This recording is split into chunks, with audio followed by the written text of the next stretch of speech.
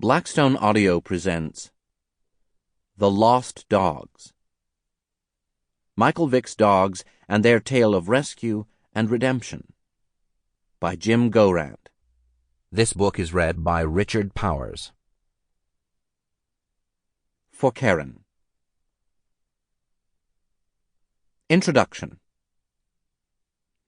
An article I wrote about the Michael Vick dogs appeared on the cover of the December 29, 2008 issue of Sports Illustrated. In the weeks after, the magazine received almost 488 letters and emails about the story and the dog pictured on the cover, the most we got in response to any issue for that entire year. By an overwhelming majority, the letters were supportive, but there were some detractors. My greatest fear was a flood of complaints from people with friends or loved ones that had been injured or lost to pit bull attacks, but there were remarkably few of those. Most of the complainers fell into two groups. The first asked, "What does this have to do with sports?"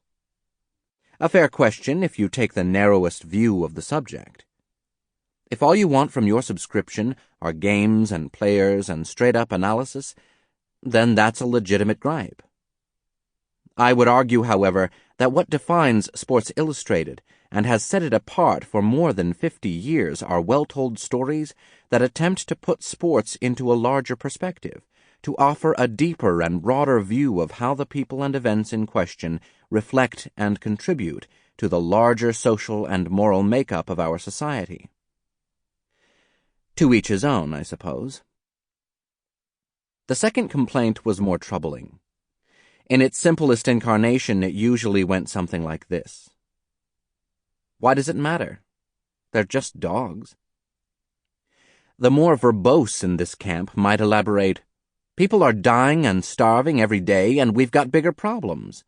No one cares if you kill cows or chickens or hunt deer. What's different about dogs?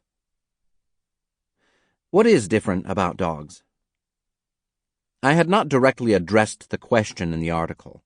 On some level it seemed obvious to me, but at the same time, I couldn't put a satisfying answer to words.